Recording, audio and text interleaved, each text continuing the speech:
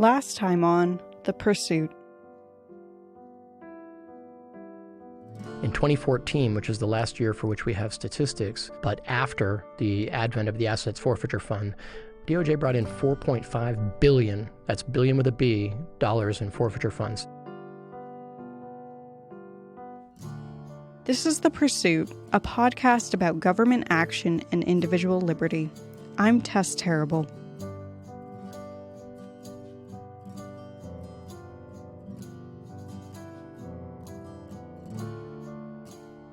This week, we are going to continue our section on civil asset forfeiture. Before we follow up on the cases we explored last week, I want to explore civil asset forfeiture a bit more broadly. We ended last week by learning that in 2014, the Department of Justice Asset Forfeiture Fund brought in $4.5 billion. Where is all this money going? How is it being used? Here's Clark Neely again. He is the Vice President of Criminal Justice at the Cato Institute. He's going to start by explaining a procedure known as equitable sharing.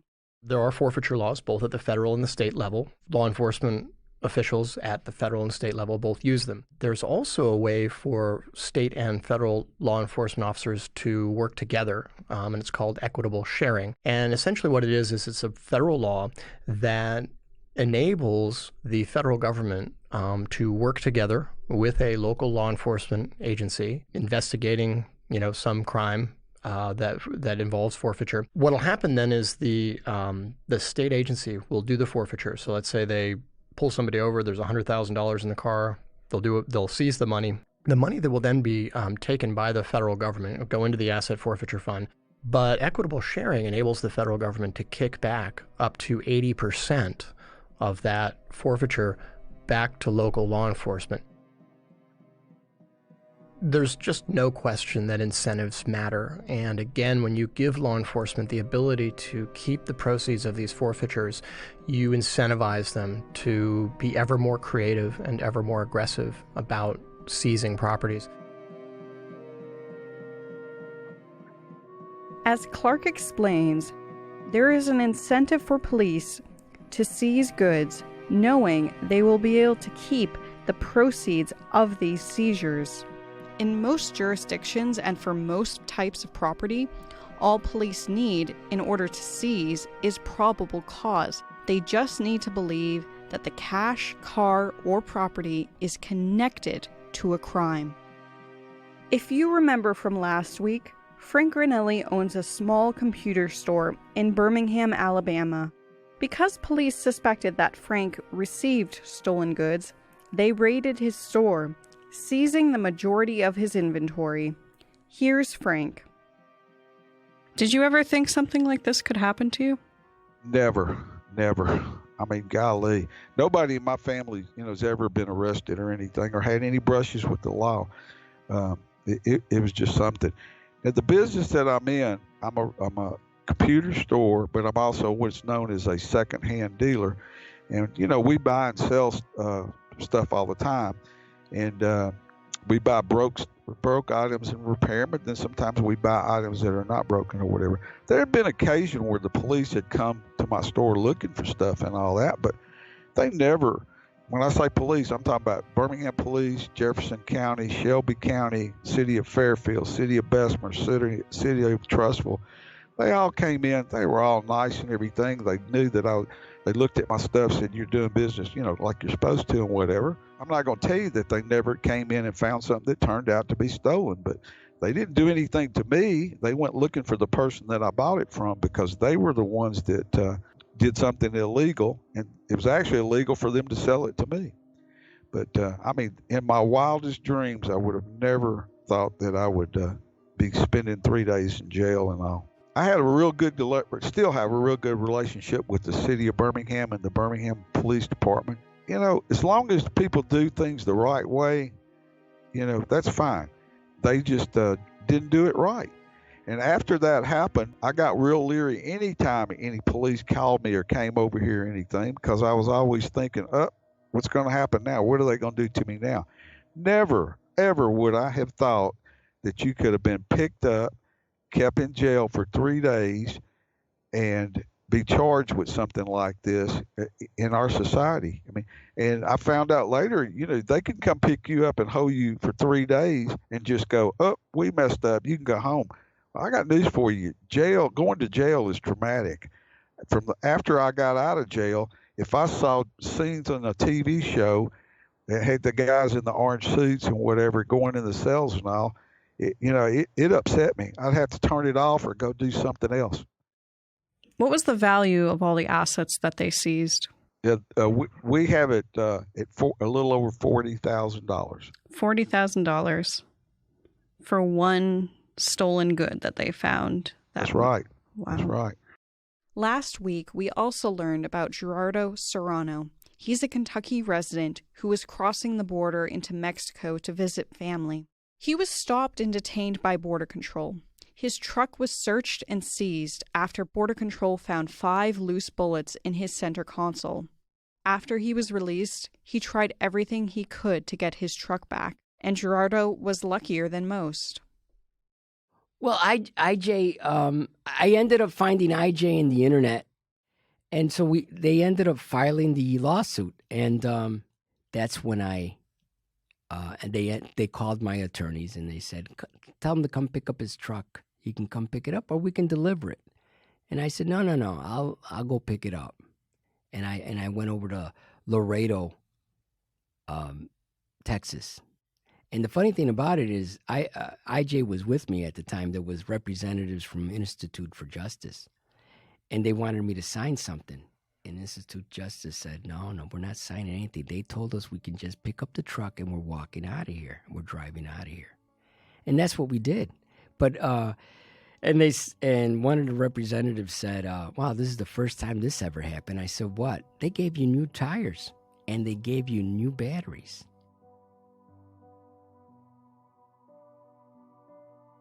This is Robert Johnson, Gerardo Serrano's lawyer. Now, Gerardo came to us and about 2 years had gone by, and Gerardo kept saying, I want my day in court. I want my day in court. And he kept calling the agency and saying, what do I need to do to get my day in court? And they said, at first, you have to post a bond, and that's equal to 10% of the value of the property. So Gerardo sent them a check for thousands of dollars. And then he continued to wait and still saying, what do I have to do to get my day in court? And they said, look, you're in a line, you gotta wait, and there's nothing you can do to make it go faster. And finally, we said, look, this is ridiculous. The government shouldn't be able to make you wait for years for your day in court when they've taken your property. You should be entitled to a hearing immediately after the government has taken your property. Really, you should be entitled to a hearing before they take your property, but at the very least, you should be entitled to a hearing within a very prompt time after they've taken it. And years down the line is just not cutting it from a constitutional perspective.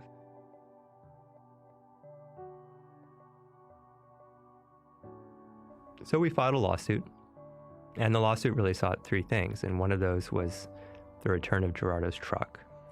Maybe predictably, as soon as we actually filed a lawsuit, the government said, that truck that we've been holding on to for years in our seizure lot, we didn't really mean to take that in the first place. Here you go, you can have it back. What were we really thinking? I don't know, we're not gonna give you any kind of explanation, any kind of apology, just here's the truck, go away.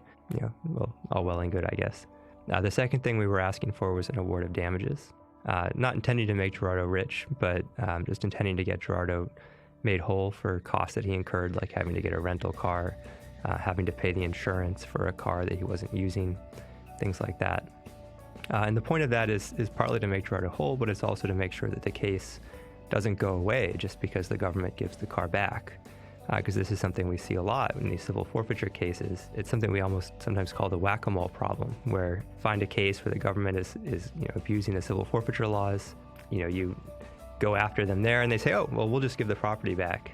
And then you find another case, same thing, they just give the property back. And so it just happens over and over again.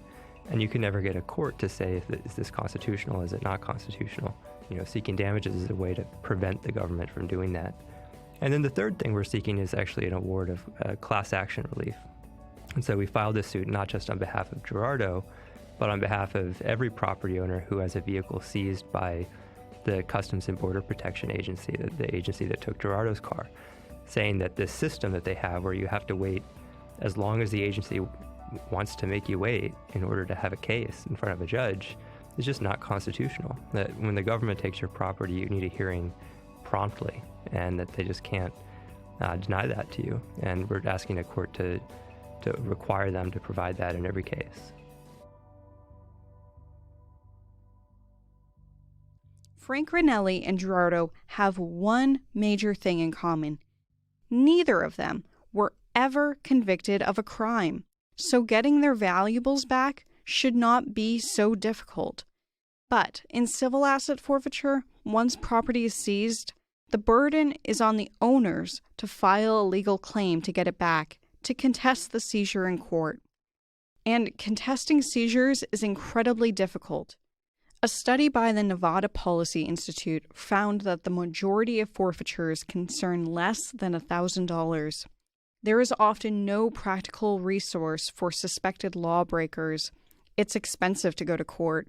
The cost of hiring an attorney and pursuing legal action outweighs the value of the assets. This is Darpana Sheth from the Institute for Justice. Contesting forfeiture is a tricky business, and it's advisable for folks who are trying to do so to have an attorney. And that presents a huge dilemma because often the property that is seized is worth less than it would cost to fight a forfeiture and a seizure by hiring counsel and going through all these hoops. And that's you've identified one of the key problems with civil forfeiture is the lack of procedural protections and how all the burdens are reversed and the onus is on property owners to prove that they are innocent. While some of those people may in fact be guilty, and that's why they're not challenging it, some of them know that there would just no point. It's too expensive, it's too risky, and the process is too complicated. We really don't have any idea how much property that's seized. That's what happens at the outset. Is first it's seized, and then once the government gets the court ruling saying it can keep it, that's when the forfeiture occurs. So we actually don't have any idea how much of the property that the government seizes is ultimately returned. Transparency is a real problem. Record keeping is a real problem. You have to really dig in to get this data. For me, this is the most frustrating part of civil asset forfeiture. We know almost nothing about what the government is keeping, what they are returning, and where these assets are going. This is Jennifer McDonald. She is a research analyst with the Institute for Justice. She helped author the paper Civil Forfeiture and Transparency. Unfortunately, due to the lack of transparency across most states and within the federal government, we simply don't know whether people are convicted of a crime when their property is taken or not. Even the Department of Justice, which tracks more details about seized property than most states, does not track whether or not forfeited property was forfeited in conjunction with any sort of criminal charges or conviction. So when you hear that law enforcement is arguing that forfeiture is an important crime-fighting tool, the answer is we really don't know that because we don't know how many crimes are associated with these property takings. We don't know what law enforcement are taking. We definitely don't know what they're spending those proceeds on. Nobody's auditing these reports. There's no public requirement to give this information to the public. And too often, legislators and the public are in the dark about what's going on.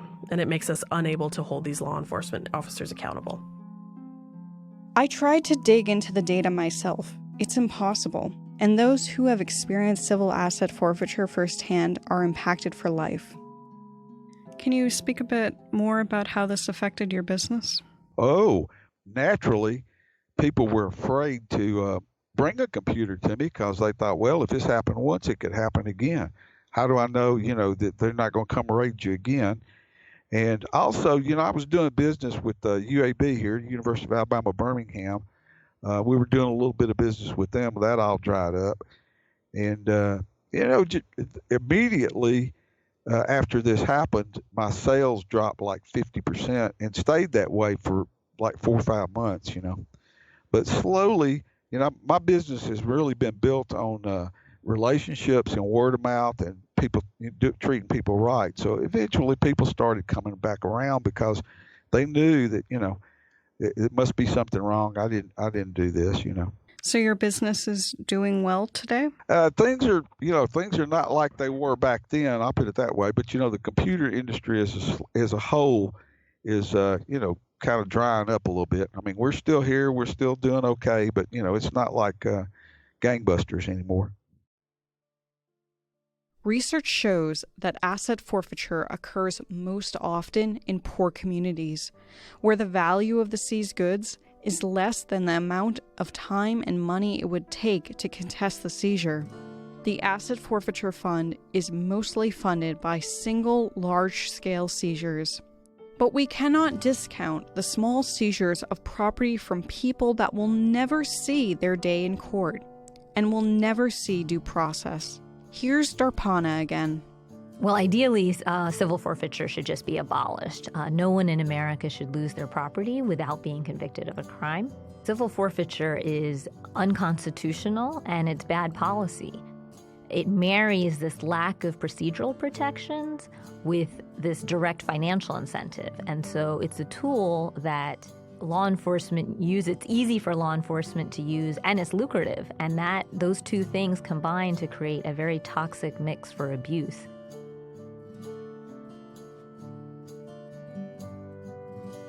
The Pursuit is produced and hosted by me, Tess Terrible. It is a project of the Cato Institute and Libertarianism.org.